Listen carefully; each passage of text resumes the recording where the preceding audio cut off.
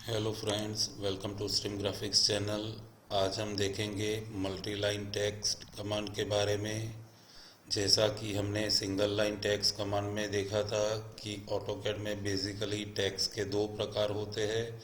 एक है single line text जो हमने पिछले वीडियो में देखा था, और दूसरा है multi line text. Basic difference ये है कि सिंगल लाइन टेक्स्ट में आप जैसे एंटर प्रेस करके अलग अलग टेक्स्ट लिखते जाओगे तो वो सारे टेक्स्ट अलग अलग एंटिटी के तौर पे आपको दिखेंगे, जबकि आप मल्टी लाइन टेक्स्ट में मल्टीपल लाइन में टेक्स्ट को लिख सकते हैं। पूरा पैराग्राफ एक सिंगल एंटिटी के तौर पे भी लिख सकते हैं, और आप एक ही सिंगल टेक्स्ट के अंदर डिफरेंट डिफरेंट टेक्सटाइल्स यूज़ कर सकते हैं, या फिर डिफरेंट कलर यूज़ कर सकते हैं, डिफरेंट हाइट के टेक्स्ट लिख सकते हैं, या फिर जो फॉर्मेटिंग है अलग अलग वो यूज़ कर सकते हैं, अलग अलग सिंबल्स के भी यूज़ कर सकते हैं। तो ये सारी फैसिलिटीज़ आपको मल्टी लाइन टेक्स्ट में ही मिलेगी। तो आइए शुरू करते हैं मल्टी लाइन टेक्स्ट कमांड। शुरू करने से पहले आप जान लो कि ये कमांड का वीडियो थोड़ा लेंथ में बड़ा होगा, लेकिन बहुत सारे ऑप्शंस होने के कारण मैं वीडियो को शॉर्ट नहीं कर पाऊँगा। जितना ट्राई उतना जल्दी वीडियो को शॉर्ट में ख़त्म करने की कोशिश करूँगा, लेकिन पूरा कमांड जानना है तो आपको देर तक वीडियो को देखना पड़ेगा। मल्टी लाइन टेक्स्ट का शॉर्टकट है एम्प्टी। जब मैं एम्प्टी लिख के एंटर प्रेस करूँगा तो सबसे पहले मुझे फर्स्ट कॉर्नर के लिए पूछा जाएगा, बाद में मुझे स्पेसिफाई ऑपोजिट कॉर्नर के लिए पूछा जाएगा। तो दो कॉर्नर को सिलेक्ट करके मैं अपना एरिया सिलेक्ट करूँगा जहाँ पे मुझे टेक्स्ट लिखना है। तो ऐसे में क्लिक करके मेरा टेक्स्ट लिखने का एरिया सिलेक्ट कर दूँगा। तो यहाँ पे आपको एक रूलर दिखेगा, और यहाँ पे टेक्स्ट एडिटर का टैब ऑटोमेटिकली ओपन हो जाएगा, जिसमें बहुत सारे ऑप्शंस यहाँ पे आपको मिलेंगे। ये सारे ऑप्शन समझने के लिए वीडियो को एंड तक आपको देखना पड़ेगा। तो आइए शुरू करते हैं। सबसे पहला कॉलम है स्टाइल। यहाँ पे जब आप क्लिक करोगे तो आपको ड्राइंग में जितनी भी स्टाइल बनी हुई है वो सारी स्टाइल्स यहाँ पे मिलेगी। जैसे मैं अभी ER स्टाइल को करंट कर लेता हूँ, जिसमें फॉन्ट फाइल एरियल है, और मैं अभी कुछ लिखना चालू करता हूँ। तो जैसा कि आप देख सकते हो यहाँ पे जो भी लिख रहा हूँ वो मुझे एरियल स्टाइल में मिल रही है। अब जब मैं यहाँ से टेक्सटाइल चेंज करूँगा तो सारे टेक्स्ट जो ये मल्टी लाइन टेक्स्ट में लिखे हुए होंगे वो सारे टेक्स्ट चेंज हो जाएंगे एक साथ। यदि आपको स्पेसिफिक टेक्स्ट को चेंज करना है तो उसके लिए आप यहाँ से फ़ॉन्ट नेम चेंज कर सकते हैं, जैसा कि मैं अभी कर रहा हूँ। मुझे ये टेक्स्ट की फ़ॉन्ट फाइल चेंज करनी है तो मैं सिर्फ उतने टेक्स्ट को सिलेक्ट करके यहाँ से मैं उसकी फ़ॉन्ट फाइल चेंज कर दूँगा। जैसे मैं यहाँ इसको स्क्रिप्टिक बोल्ड कर रहा हूँ। अब मैं जो लिखूँगा उसके लिए मुझे कोई टेक्सटाइल चेंज करनी है तो वो मैं यहाँ पे चेंज करके नई टेक्सटाइल में लिख सकता हूँ। ऐसे ही यदि मुझे किसी पर्टिकुलर लेटर्स को बोल्ड करना है तो यहाँ से मैं उसको बोल्ड कर सकता हूँ। स्पेसिफिक वर्ड को मुझे अंडरलाइन करनी है तो यहाँ से मैं अंडरलाइन कर सकता हूँ।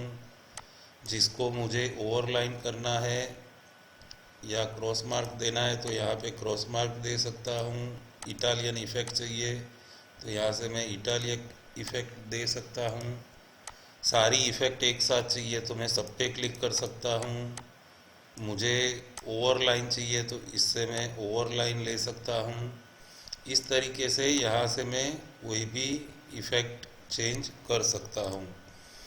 मुझे पर्टिकुलर कलर में कोई टेक्स्ट लिखना है तो यहाँ से मैं कलर चेंज करके भी टेक्स्ट लिख सकता हूँ। मुझे यदि किसी टेक्स्ट की हाइट चेंज करनी है तो मैं पर्टिकुलर टेक्स्ट को सिलेक्ट करके यहाँ से उसकी हाइट भी चेंज कर सकता हूँ, या नए लिखने वाले कोई टेक्स्ट की हाइट मुझे स्पेसिफिक रखनी है तो मैं यहाँ पे हाइट लिख के एंटर प्रेस कर सकता हूँ। अब मैं जो लिखूँगा वो मेरा नई हाइट में ड्राफ्टिंग होगा। सपोज़ मैं यहाँ पे 50 को करंट कर देता हूँ, अभी मैं जो लिखूँगा वो 15 हाइट पे दिखेगा। यदि मुझे ये सारे टेक्स्ट के पीछे कोई बैकग्राउंड चाहिए तो मैं यहाँ से मास्क ले सकता हूँ, यहाँ से उसका कलर सिलेक्ट कर सकता हूँ। जैसा कि अभी मैं यहाँ पे ग्रे कलर ले रहा हूँ। जैसे मैं ओके प्रेस करूँगा तो सारे टेक्स्ट के पीछे मुझे उसी कलर का बैकग्राउंड मिलेगा। मास्क को कैंसिल करने के लिए यहाँ से आप ये टिक को निकाल सकते हो। यहाँ पे ये बॉर्डर ऑफसेट फैक्टर है तो हमारे ड्राफ्टिंग के कितने बाहर तक वो बैकग्राउंड जाएगा वो यहाँ से डिफाइन होता है। यदि मैं ये बड़ी फिगर रखूँगा तो टेक्स्ट के बाहर दूर तक बैकग्राउंड जाएगा। इस तरीके से आप इसको कंट्रोल कर सकते हो। जैसा कि मैंने बताया, यहाँ पे मैं अभी मानो कोई न्यूमरिक टेक्स्ट लिख रहा हूँ, मुझे 1.5 लिखना है तो मैं 1/2 लिख रहा हूँ। ये 1/2 को मुझे हॉरिजॉन्टली ना लेके स्लैश के स्वरूप में लेना है तो मैं यहाँ से इसको सिलेक्ट करके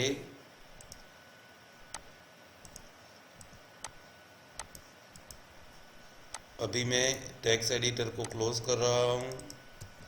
फिर से मैं एमटेक्स में चला जाऊँगा। यहाँ पे सपोज़ मुझे न्यूमरिक टेक्स्ट लिखने हैं तो मैं यहाँ से इस टेक्स्ट को सिलेक्ट करके ये बटन का यूज़ कर सकता हूँ, जिससे वो फ्रैक्शन मुझे अलग टाइप से दिखेगा। जब मैं इसको सिलेक्ट करूँगा और इस सिंबल को क्लिक करूँगा तो 1/2 मैं डायगोनली भी लिख सकता हूँ या फिर हॉरिजॉन्टल लिख सकता हूँ, या मैं अनस्टैक कर दूँगा तो वो सिंपली एक ही लाइन में मुझे दिखेगा। तो इस तरीके से आप फ्रैक्शन का फॉर्मेटिंग भी कर सकते हो।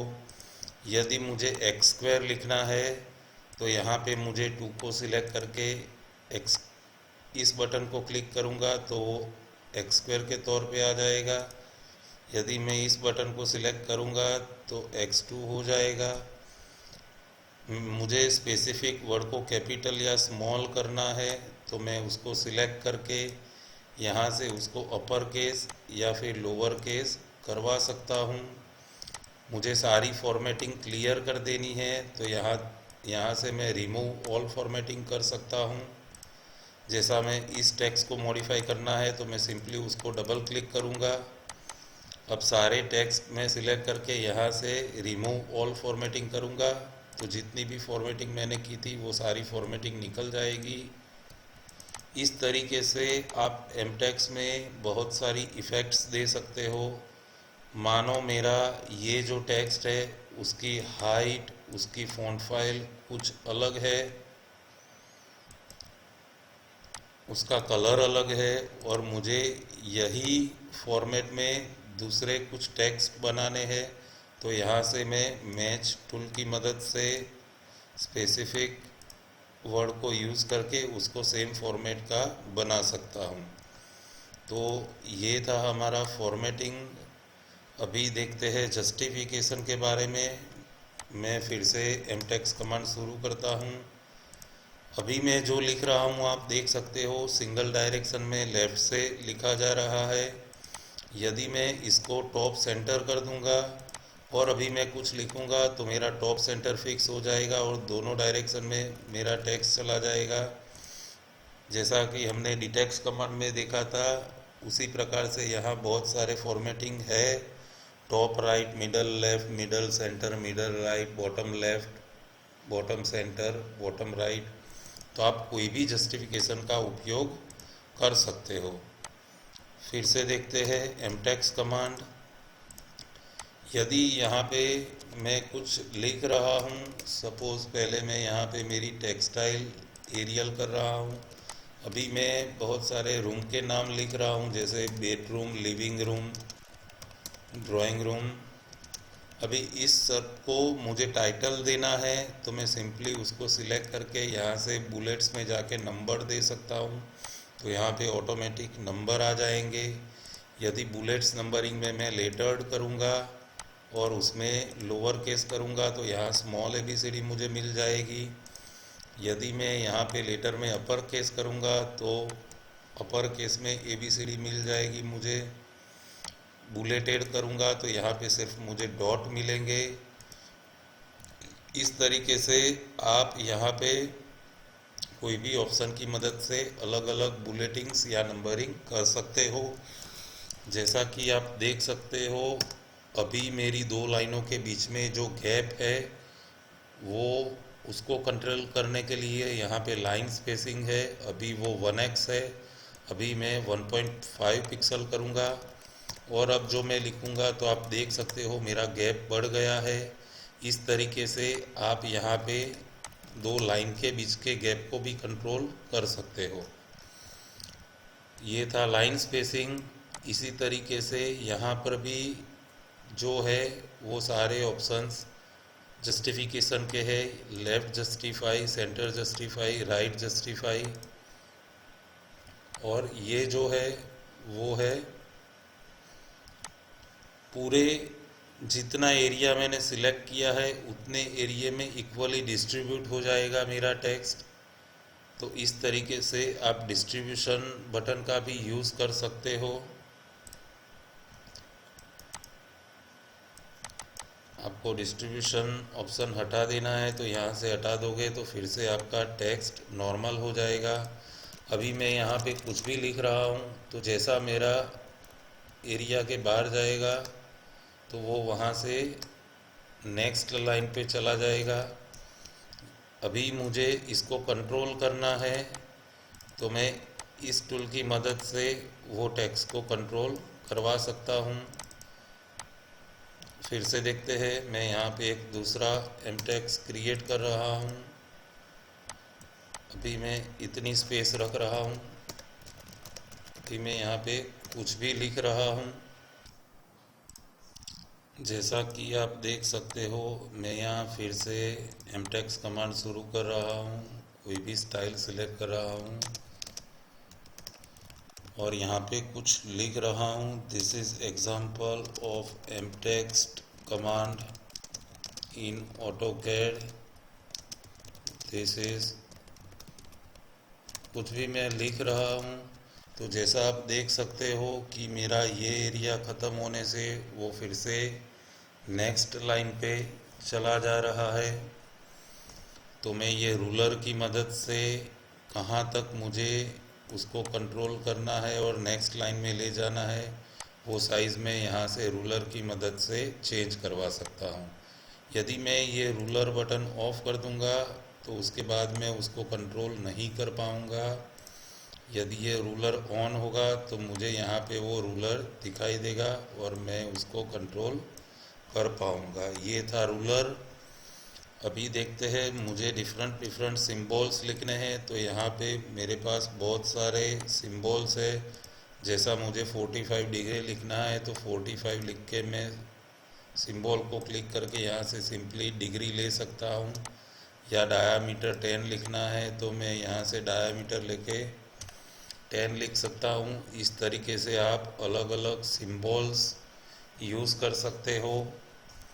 फील्ड कमांड में आपको यहाँ पे बहुत सारे ऑप्शंस मिलेंगे जिसकी मदद से आप एमटेक्स में फील्ड क्रिएट कर सकते हो कि करंट फाइल नेम क्या है, फाइल का पाथ क्या है, कौन सी तारीख को शीट बनी थी, क्रिएट डेट, डेट का फॉर्मेट, बहुत सारे ऑप्शंस है। इसके लिए मैं अलग से एक वीडियो बना के आपको दिखाऊंगा, वरना आज का वीडियो बहुत लंबा हो जाएगा, इसलिए मैं उसको कवर नहीं कर रहा हूँ।